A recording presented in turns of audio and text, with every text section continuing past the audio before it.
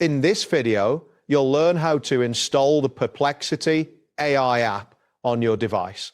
By the end of this guide, you will have the application installed and ready to use. Begin by opening your preferred web browser. In the address bar, type in the URL for Perplexity AI and press enter.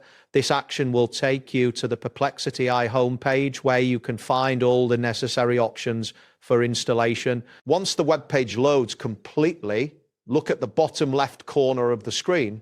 You will see an icon labeled Profile. Click on this icon to open a menu that includes several options related to your account and app installation. After clicking Profile, locate and select Install Apps from the menu that appears. This will direct you to a new screen where you can choose the appropriate platform for the installation. On the installation platform selection screen, you will see options for Windows, Mac, and mobile, which includes both iOS and Android. Select the platform that corresponds to the device you are using. Keep in mind that the mobile option may not be available on all devices. After selecting your platform, look for a button that says Download or Install.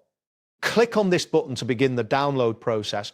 Depending on your internet speed and the size of the application, this may take a few moments. Once the download is complete, navigate to your downloads folder or the location where the file was saved.